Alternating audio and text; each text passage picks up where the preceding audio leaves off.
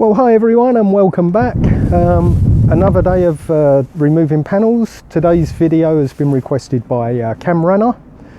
He's had videos before, and if you would like any videos done for you, please let me know.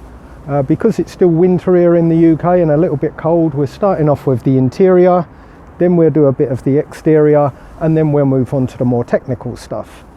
So for today's video, we're going to be removing all the interior in the boot, trunk, whatever you want to call it. As usual, not particularly a difficult job if you know how to do it, but sometimes if you're just fumbling around in the dark, you can end up doing a lot of damage, breaking parts because you don't know where certain clips or screws are. So I'm going to show you where all of those parts are. Now, if you want a video done for you, the videos are completely free. You're welcome to share them regardless of which club or affiliation you're with. I really don't mind. The only thing I would ask is if you're going to be using this for commercial purposes and your intention is to make money out of it, I would appreciate you contacting me first and maybe make a little contribution towards the cost of doing these videos. So we're going to start off today by first of all removing the parcel shelf. Now, of course, all of you have had the problem with a parcel shelf flying off and hitting you in the face when you go to attach it or remove it. So I mentioned it in the last video that I did, and I'll mention it again for those of you that are only watching this one. These parcel shelves are held in by a couple of clips with a little spring on the side. Now, Mitsubishi have now upgraded these clips to stop the problem with them hitting you in the face. So if I show you one of the new ones, this is a new one, and you'll see it's added the extra clip to hold it in a bit tighter. And you can get these for your car. There's nothing you know, different about them as far as the fitting goes. Just pop along to your Mitsubishi dealer and just order these two part numbers. They're directly interchangeable. So moving on, let's start with the removal of the interior. Sorry, no, we'll start with the tools. It doesn't come any more basic than this. A couple of Phillips screwdrivers. You may or may not need the small one, but it doesn't hurt to have one to hand, and a pick tool. That's all you're going to need for this job. So we've already removed the parcel shelf. I'm sure all of you know how to do that, either by accident of it hitting you in the face or by working it out for yourself. So at this point, my cameraman's going to go round to the interior and film from inside towards the back where I'm going to be working. Okay, so with my cameraman changed position, we're now going to start from the inside. I find the best thing to do is create yourself some space first of all. Don't try working around things. It's not going to save you any time in the long run. So if we start off by removing the carpet, just fold up the two sides. There is some Velcro attachments on the end here. Just peel those free and then you can remove your carpet as easy as that. Put that to one side. Now we have the wooden cover that covers the spare wheel and other bits and pieces. Now to remove this, you just got 4 simple screws, 2 down here and 2 here. Now you've probably noticed here this one's been broken. For those of you that are new to my channel, you'll know that this is an old car that I've sort of commissioned purely for doing all these videos. And as we go through, you're going to see things that are broken, rotten, waterlogged, or just generally damaged or missing. So this particular shelf is easy enough for you to repair yourself or replace. It's a simple piece of fiberboard. You can go along to your normal hardware store, get yourself a new piece of board, draw around it, and then cut it out with a jigsaw, and that's an easy repair. So we have 2 screws on this side.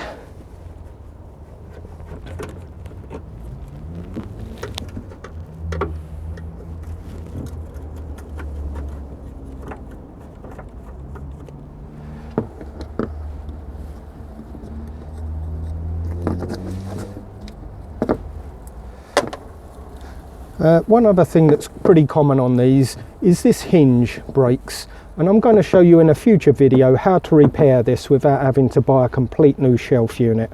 There is a simple, cheap repair that looks pretty much as good as new, and very easy to do at home. 2 screws on this side.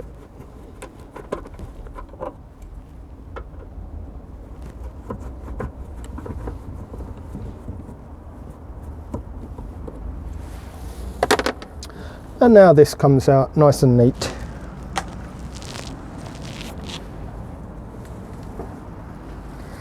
Then we have the spare wheel. Now for those of you that keep your car in good condition, you'll know that there should be an assembly unit here that screws down and holds the wheel in place. This one, like so many other parts on this car, has been discarded for some reason, but that's just a simple thumb wheel to take that out, and out comes your spare wheel.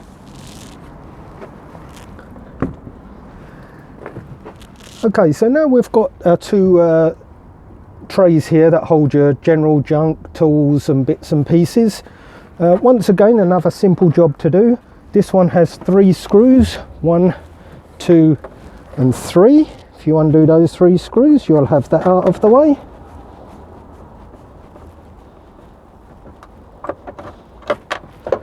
Try to remember where all your screws go. There's lots of different screws used on this car. Most of them are a similar thread and easy to get mixed up. But the car always looks better and holds its value more if it looks like it's never been tampered with, and part of that is making sure all the right screws go back in the right places. If you can't remember where they came from, just simply when you take it apart, just put the screws back in the hole so you know where everything came from. Then on to this side, that's my junk holder.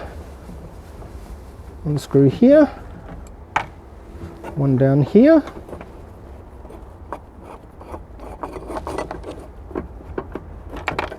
one over here,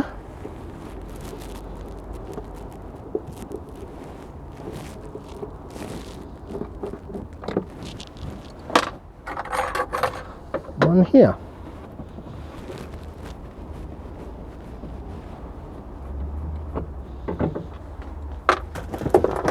Nice and easy.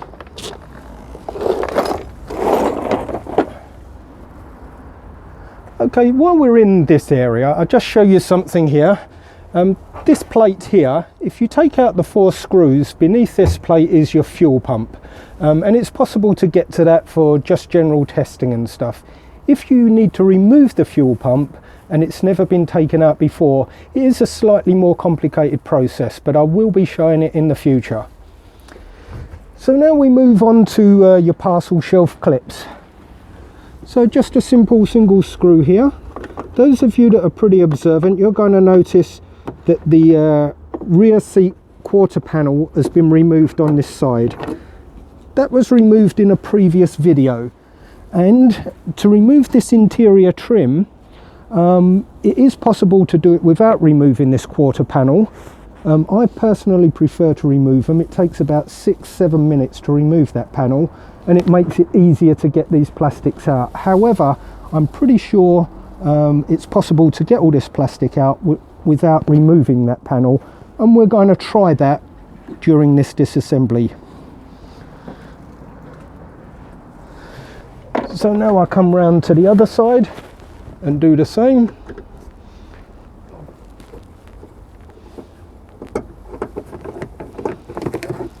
You'll notice all these plastics now are starting to break up with age. In fact, more importantly, it's not the age, it's neglect. They've either used certain chemicals on the plastics which have degraded the plastics, or they've not put any protection on them and the sun has eaten into there. Okay, now we've got a cover on each side. This gives you access to the shock absorber. You don't actually have to remove these panels, but I like to remove them because it gives us more flexibility when we need to take out the larger panel. So there you go, and I'm going to put those screws back in there.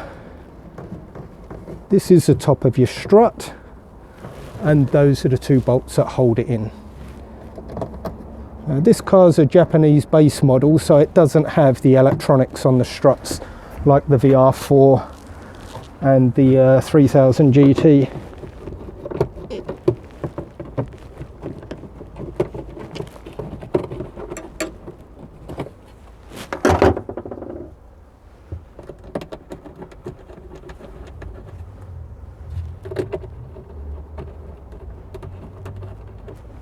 And while we're on this side,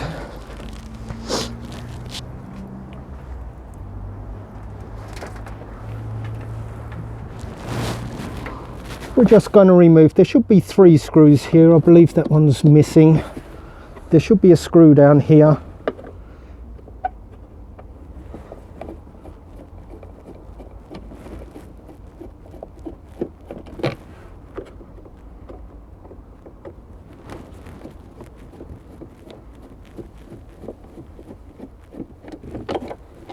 Yeah, and take the plastic cover off.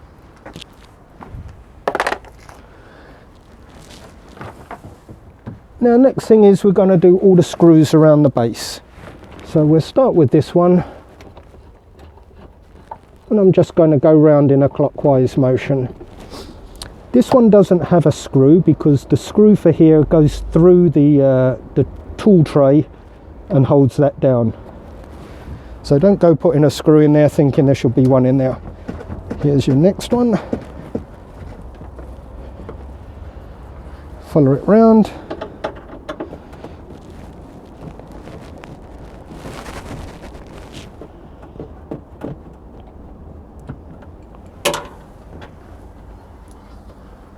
One in the corner here.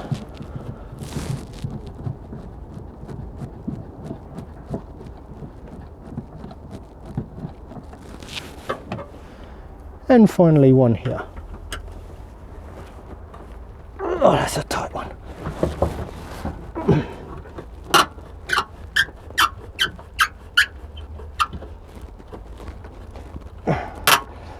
Oh, that one's well and truly rusted in. There we go, we've got it without breaking it, always good. Another example of mistreatment, another piece broken off. All these pieces are going to be replaced when the car gets reassembled. So now we move on with the pick tool. If you look at these, you've got 8 button covers that need to be taken out. You'll also notice there's 2 here. These 2 do not need to be removed. They purely give us access to the locking mechanism behind. So with your pick tool, if you look in the side of these little buttons, there's one little small slot that allows you to get the pick tool in there. And you're going to go around and do all 8 of them.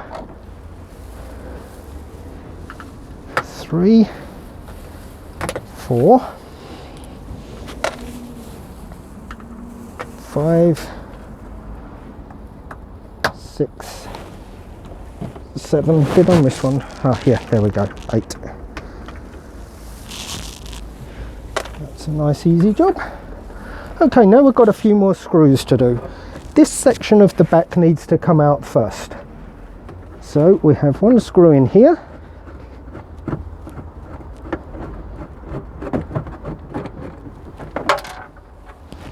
And one over here.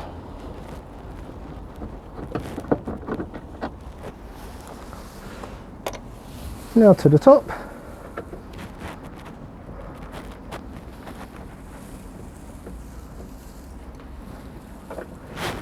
Two.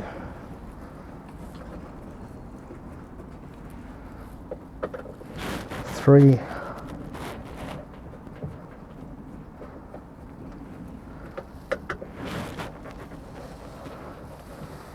And 4. Now there's one final thing that holds this in now, and that is a couple of clips behind here. But all you need to do for these ones is just get your hand underneath and just yank it.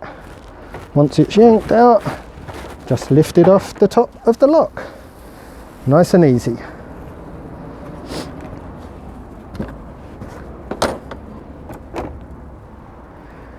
Now we move on to the final 2 pieces, one on each side. I just need to take a moment. If you just hang with me a second, I'm going to pause the video and come right back. Okay, so I'm back with you now. I wanted to take a small break just to check on something.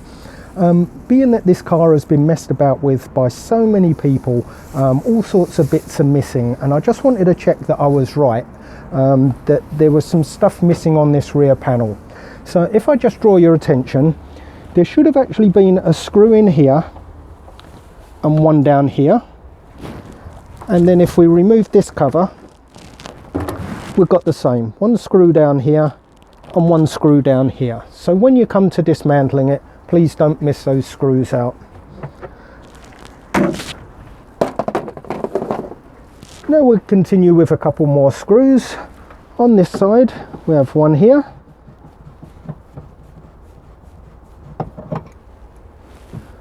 and for those of you that are new to this channel, none of these videos are rehearsed, and this isn't a lovely new car that we're using to do the demonstration, so there's going to be all sorts of little mistakes and stuff. But what I will make sure is all of the information you need to do the job is going to be included in the video. So then over to the other side, same two screws, one here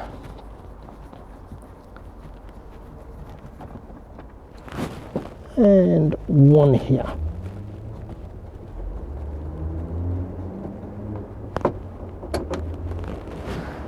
So that's the last of the screws for now. Now there's just one more thing we've got to do, and then we're ready to take these plastics out. You'll see that the rubber is usually going over the top of the plastic. So all we need to do is just grip hold of the rubber sleeve here, the waterproof strip, and just lift it up enough for us to pull this piece of plastic out.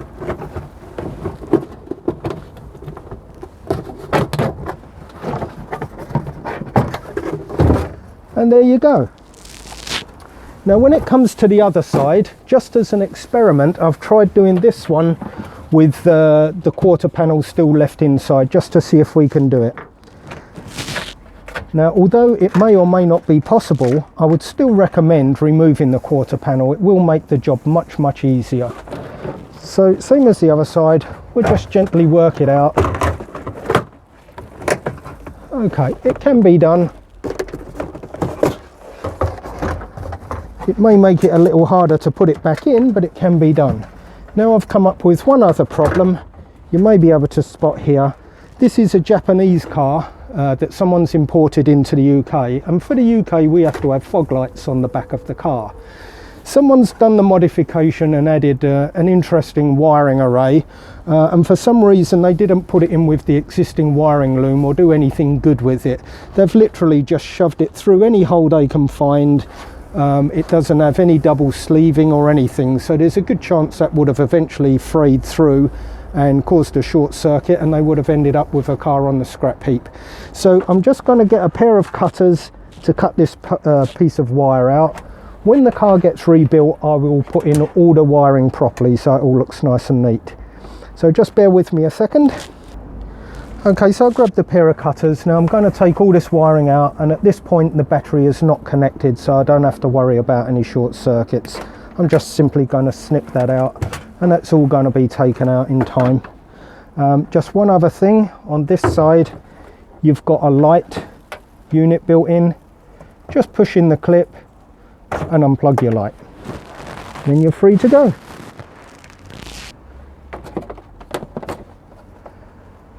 So that pretty much concludes this video now. It just goes to show you can remove it with the rear quarter panel still inside. However, personally I would definitely remove the panel. It makes the job a lot easier and much less risk of doing any damage. So I hope that covers everything for Cam Runner. Thanks for requesting the video. What else is there to say? Please subscribe if you've enjoyed the video. If you haven't, you're welcome to pass a comment. I'm open to any comments. If there's anything you're not happy with, I'll always do my best to fix the problem. So subscribe. After you've subscribed, click on the bell and you'll get automatic updates every time there's a new video. Give me a thumbs up as well, why not? Thanks for watching, and I'll catch you on the next video.